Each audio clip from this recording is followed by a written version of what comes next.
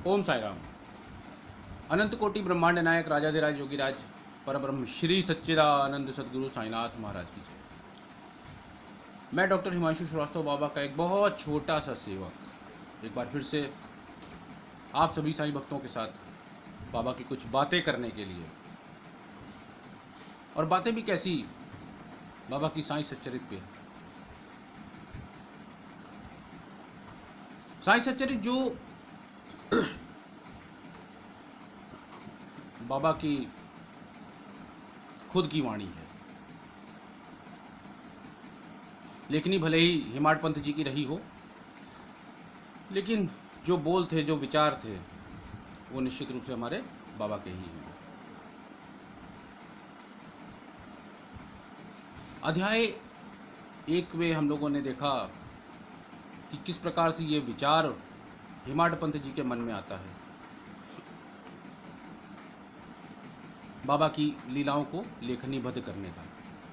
अध्याय 2 में उन्हें अपनी क्षमताओं पे भरोसा नहीं होता है और वो बाबा का कुछ प्रताप था जिससे उन्हें अपने ऊपर ये भरोसा हो गया कि अगर बाबा की अनुमति मिल गई, बाबा की स्वीकृति मिल गई, तो निश्चित रूप से ये जो महान कार्य है ये हो सकता है। और अध्याय 3 की अगर हम बात करें तो देखिए, ऐसा होता है कि सच्चरित को अगर हम एक क्रोनोलॉजी में देखते हैं तो अब तीसरी चीज़ क्या आती है? तीसरी चीज़ आती है बाबा की अनुमति। तो अध्याय 3 में बाबा ने अपनी स्वीकृति, अपनी अनुमति जो है वो हेमाड पंथ जी को दी। बाबा ने खुद कहा कि ठीक है, मेरा जो जीवन चरित्र है या जीवन से जुड़ी हुई जो बातें हैं या जो समकालीन लोग हैं उनसे आप मिलिए, उनके विचार जानिए, एक संकलन कीजिए, क्योंकि कोई भी ग्रंथ बिना किसी होमवर्क के नहीं हो सकता है। तो बाबा ने यहाँ पे उनको एक होमवर्क दिया, एक गृह कार्य दिया, और गृह कार्य भी ऐसा कि हमारे साईं से जुड़ी हुई जो चीज़ें हैं उनको इकट्ठा करने का। अगर हम नवविधा भक्ति की बात करें तो उसमें श्रवण कीर्तन, नाम सुमिरन, अर्चना, नमस्कार, पाद सेवन, सखात्व, दासत्व और आत्मनिवेदन, ये जो 9 गुण बताए गए हैं, तो बाबा ने यहाँ पे क्या बताया है? अगर हम कानों की बात करें तो बाबा ने कहा है कि मेरी जो लीलाओं का श्रवण करेगा, श्रवण मतलब सुनना, जो भी मेरी लीलाओं का श्रवण करेगा तो वो सारे अपने पापों से पार पा जाएगा। अब श्रवण कौन करेगा? ऐसे लोग जो अनपढ़ हैं, जो पढ़ना लिखना नहीं जानते हैं, भले ही वो पढ़ना लिखना ना जानते हो लेकिन वो सुनना तो जानते हैं, तो बाबा ने इनके लिए कहा। फिर बाबा ने कहा कि जो व्यक्ति मेरे जीवन चरित्र की रचना करेगा अपनी लेखनी के द्वारा, वो मुझे बहुत प्रिय होगा, उसे परमानंद की प्राप्ति होगी। यहाँ पे क्या है? यहाँ पे आप अगर देखें तो हेमाड पंथ जी क्या काम करने जा रहे हैं? हेमाड पंथ जी बाबा का चरित्र लिखने जा रहे हैं।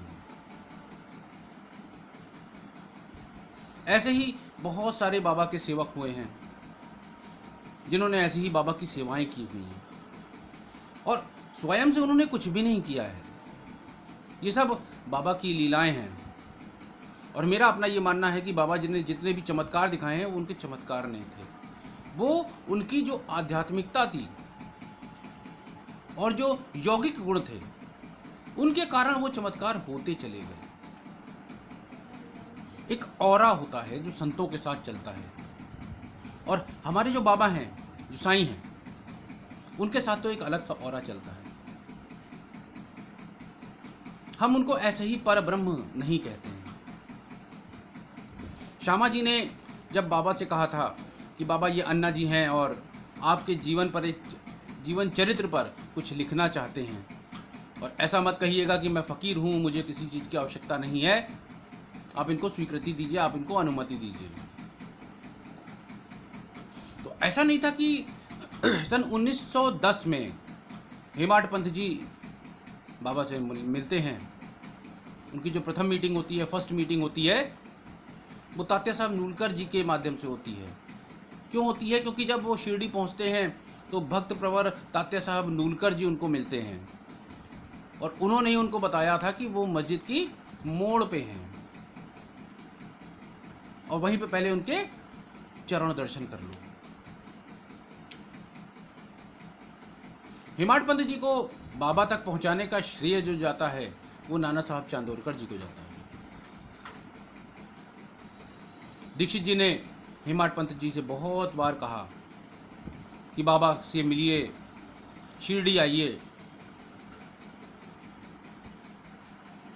लेकिन कहीं कुछ ऐसी ग्रंथियां थीं हेमाड पंत जी के, दाभोलकर जी के मन में कि वो शिरडी नहीं आए।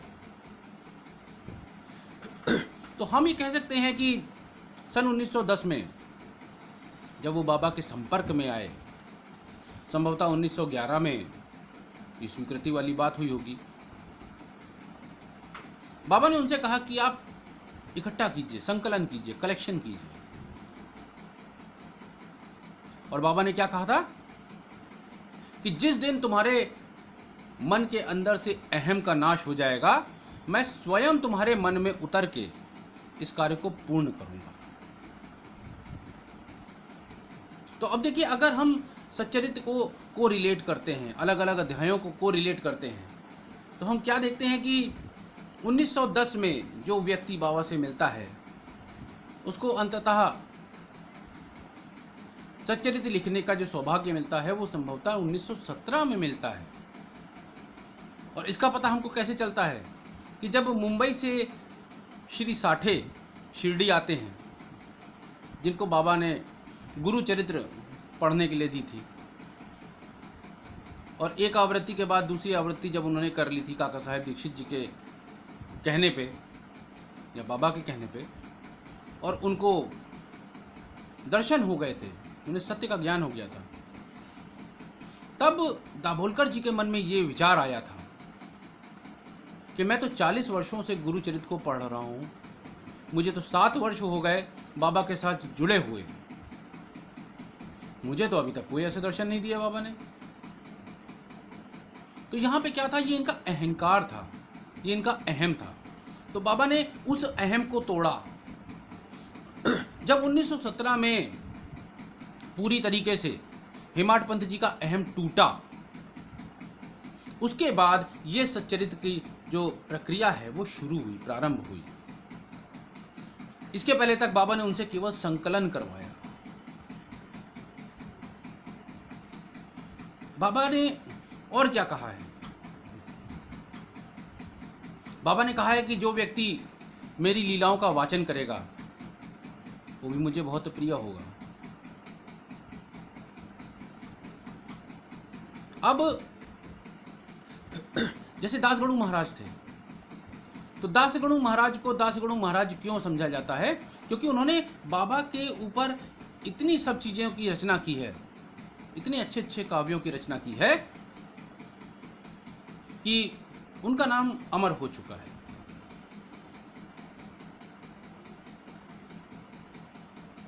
बाबा की जो लीलाएं हैं वो अपने आप में अद्भुत है, कुछ कहने की जरूरत नहीं है उनके लिए। बाबा ने एक चीज और कही है कि जो मेरी लीलाओं को सुनेगा, पढ़ेगा, उन्हें 3 चीजों की प्राप्ति होगी: श्रद्धा, भक्ति और मुक्ति। मुक्ति मतलब मोक्ष। सच्चरित्र को जब हम पढ़ते हैं, आगे और भी अध्याय जिसमें बाबा ने और भी लोगों को मोक्ष दिलाया है उसका जिक्र आएगा।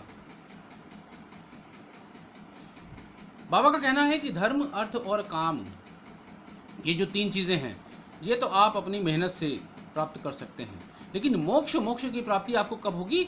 जब आपके संपर्क में कोई गुरु आएगा। और गुरु भी कैसा? गुरु ऐसा जिसने ब्रह्मा को देखा हो या पर ब्रह्म से मिला हो, जिसने स्वयं उसके दर्शन किए हों। और ये हमारा अटूट विश्वास है कि हमारे साईं जो हैं वो परब्रह्म हैं। ये जो कार्यक्रम यहाँ पे जैसा भी चल रहा है, जो आप लोगों तक पहुँचेगा, वो भी बाबा की स्वीकृति, बाबा की अनुमति से है। और इसी प्रकार से दाभोलकर जी ने बाबा से स्वीकृति और अनुमति लेकर ही इस सच्चरित को लिखना प्रारंभ किया था। आगे बताया गया है कि बाबा ने अलग अलग भक्तों को अलग अलग कार्य दिए थे। जिससे बताया जाता है कि कुछ एक से ईश्वर जो है वो घाटों का निर्माण कराता है, कुछ एक से मंदिर का निर्माण कराता है, कुछ एक से अपनी लीलाओं का वाचन करवाता है। ये जो एक नाम जुड़ता है साईं प्रचारक, ये साईं प्रचारक बहुत अच्छी चीज़ है। क्योंकि अगर लोग आपको साईं प्रचारक के रूप में मानते हैं तो मतलब वो आपको साईं का प्रिय मानते हैं। ये जो कार्य हो रहा है ये भी बाबा की स्वीकृति, बाबा की अनुमति से ही हो रहा है, और शायद बाबा ऐसा ही कुछ चाहते हैं। क्योंकि मैं भी बहुत दिनों से सोचता रहता था कि बाबा की सेवा किस तरह से की जाए। तो बाबा की सेवा किस तरह से की जाए, तो बाबा ने ये रास्ता दिखाया कि सच्चरित का ही जो वचन है उसको थोड़ा सा सरल भाषा में लोगों तक पहुंचा दिया जाए। बाबा ने और क्या कहा है, जिसे कहा जाता है ना कि भगत के वश में है भगवान।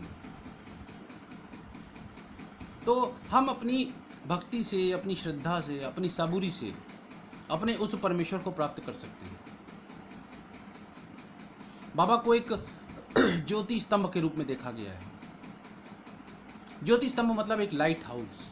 लाइट हाउस का काम क्या होता है? जब हम समुद्र की तरफ देखते हैं, अनेक तरह के जहाज वहाँ पे चल रहे होते हैं पानी में, तो अगर ये लाइट हाउस, ये ज्योति स्तंभ वहाँ पे ना हो तो बहुत ज़्यादा दुर्घटनाएं हो जाएं। नाविक जो हैं उनको समझ में ना आए किस डायरेक्शन में, किस दिशा में वो बढ़ रहे हैं। तो उसी प्रकार से अगर हम बाबा की बात करें तो वो हमारे लिए एक ज्योतिपुंज, एक ज्योति स्तंभ है। वो हमको रास्ता दिखाते हैं। जब कभी भी हम गलत मार्ग पे चलने लगते हैं तो वो निश्चित ही हमारा हाथ पकड़ लेते हैं कि इस मार्ग पे मत चलो। और यकीन मानिए, एक बार अगर आपने नहीं माना तो दूसरी बार वो झटका देके आपको समझाते हैं, लेकिन वो आपको उस मार्ग पे चलने नहीं देंगे क्योंकि वो गलत मार्ग है। अब समझने वाली बात यह है कि बाबा को जो ज्योति स्तंभ बोला गया है, बाबा हमारे गुरु हैं, हमारे सतगुरु साईनाथ। वो हमारे पथ प्रदर्शक हैं, वो हमारे मार्ग प्रदर्शक हैं।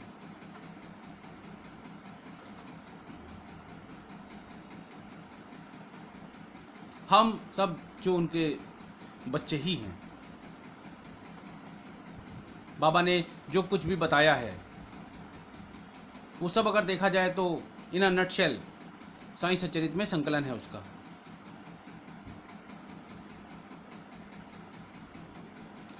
बाबा का जो मातृ प्रेम है वो माँ और पुत्र के समान है, इसीलिए हम बाबा को साईं माँ भी कहते हैं। अब साईं माँ कहने का क्या तात्पर्य है? जिस प्रकार से एक माँ जो होती है वो अपने बच्चे को सजाती है, संवारती है, और जिस समय वो बहुत सुंदर लगने लगता है तो उसको निहारती है, खुश होती है। उसी तरह से हमारी जो साईं माँ हैं, हमारे जो बाबा हैं, वो हमारे जीवन को संवारते हैं, सजाते हैं। और जिस समय एक प्रकाश, एक ऊर्जा हमारे जीवन में आती है, उस समय उनको भी हर्ष होता है, उनको भी खुशी होती है। यहाँ पर एक उदाहरण और दिया गया है कि एक गाय है, उसका बछड़ा जब उसके पास आता है तो स्वतः ही उसके जो थन होते हैं, जो स्तन होते हैं, उसमें मिल्क आ जाता है, दूध आ जाता है, छलक जाता है। मांगने की जरूरत नहीं पड़ती है। ये वो एहसास है। बाबा ने आगे अध्यायों में शक्तिपाद की बात की है। और शक्तिपाद क्या है? शक्तिपाद यही चीज है जिसमें गुरु और शिष्य के बीच में केवल एक मूक, एक साइलेंट कम्युनिकेशन होता है, एक टोटल सरेंडर, एक पूर्ण समर्पण। और धीरे धीरे गुरु की जो शक्तियां हैं वो अपने शिष्य में समाती चली जाती है।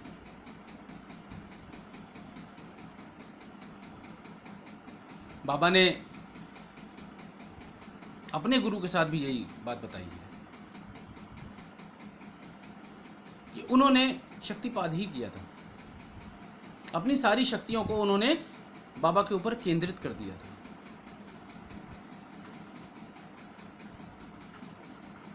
जो 6 प्रकार की यौगिक क्रियाएं बाबा कर लेते थे, इसके अलावा भी बहुत सारी चीज़ें थी जिसमें बाबा पारंगत थे। तो वो सब उनके गुरु बैंकुशा जी, इनकी देन थी। शिरडी में एक कहानी बताई जाती है, रोहिला की कहानी। अब सुनने में ये कहानी बड़ी ही सिंपल सी लग सकती है, लेकिन है बहुत इंटरेस्टिंग। देखिए, एक चीज़ हमको ये समझनी पड़ती है कि बाबा ने अपने जो भी उपदेश दिए हैं या जो भी शिक्षाएं दी हैं वो उदाहरणों के माध्यम से दी हैं। उन्होंने कभी कोई प्रवचन नहीं दिया। बाबा ने कभी भी कोई प्रवचन नहीं दिया। जो भी व्यक्ति कोई गलत काम कर रहा है तो उसको सीख देने के लिए कोई ना कोई लीला कर दी। जिसका अपने ऊपर विश्वास नहीं है, या तो उसके मुनक्के बिना बीज के हो जाते हैं, या जैसा कि उसकी उम्मीद थी, उसकी अपनी चाह थी कि अगली बार मुनक्कों का जो आवंटन हो वो काका साहेब दीक्षित जी के माध्यम से हो। ऐसी बहुत सारी चीजें साईं सच्चरित्र इन सब चीजों से भरी पड़ी है। तो बताया जाता है एक रोहिला जाति का एक युवक था, बड़ा हट्टा कट्टा, लंबा चौड़ा सा। वो शिरडी में आ गया था और बाबा से बहुत ज़्यादा प्रभावित हो गया था।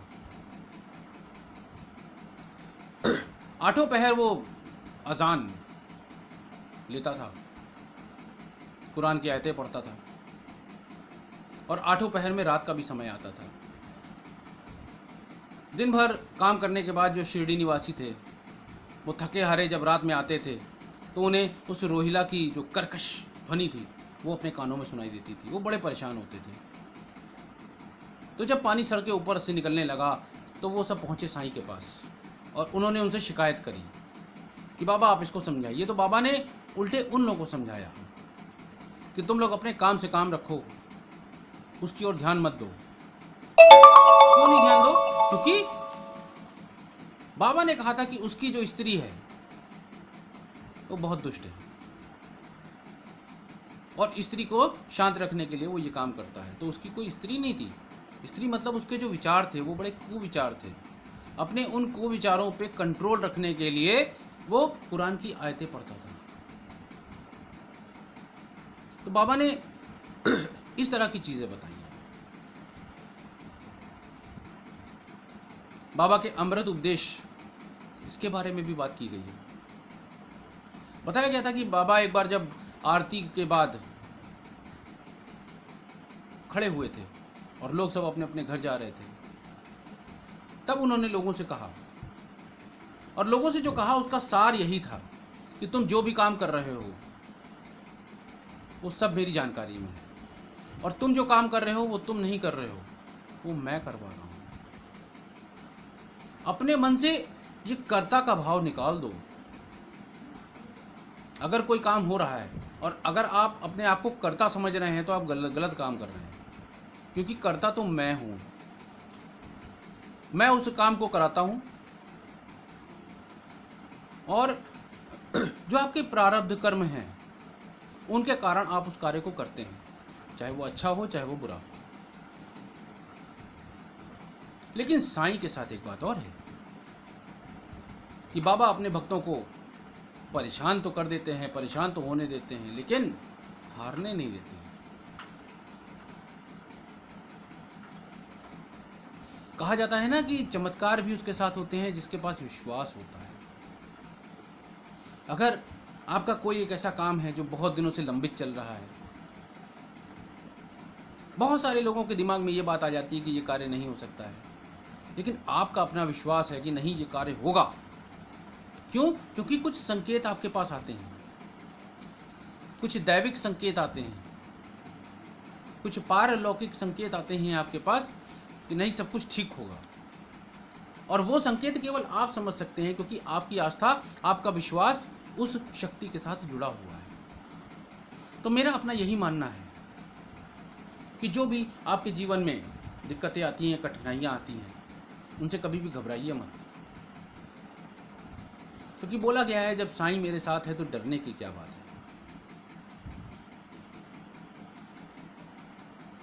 बाबा के जो उपदेश है उनको शहद से मीठा बोला गया है। ये जो अध्याय 3 का कार्यक्रम है, इसको मैं बहुत दिन से करने की सोच रहा था, लेकिन पता नहीं क्या बात है, समय नहीं निकल पा रहा था। और मैं ऐसा नहीं कह सकता हूं कि समय नहीं निकल पा रहा था, बाबा ने वो आज का दिन चुना था। आज गुरुवार है, साईं जी का वार है, श्रद्धा से तुम ध्यान लगा लो, उसका बेड़ा पार है। अध्याय 3 की जो चर्चा है वो यहाँ पे रोकी जाती है, समाप्त की जाती है, लेकिन अध्याय 4 और इसके आगे के जो अध्याय हैं वो बहुत शीघ्र आप तक लाए जाएंगे। आप लोगों से बस एक रिक्वेस्ट है, एक अनुरोध है कि अगर आपको ये कार्यक्रम समझ में आ रहा है, जो चीज़ बाबा किसी के माध्यम से आपके पास तक लाने को सोच रहे हैं या चाह रहे हैं, अगर ये प्रोग्राम आपको समझ में आ रहा है तो कृपया इस चैनल को सब्सक्राइब कीजिए, लाइक कीजिए, अपने और जितने भी साईं वाले हैं सब तक इसको पहुंचाइए, क्योंकि मेरा अपना यही मानना है कि बाबा को आपको जानना है तो आपको सच्चरित्र को जानना पड़ेगा। बस इन्हीं वचनों के साथ आज ये अध्याय 3 की चर्चा जो है उसको मैं विराम देता हूँ। आप सब लोग सुखी रहिए, संतुष्ट रहिए और बाबा की निरंतर सेवा में रहिए। ओम साई राम।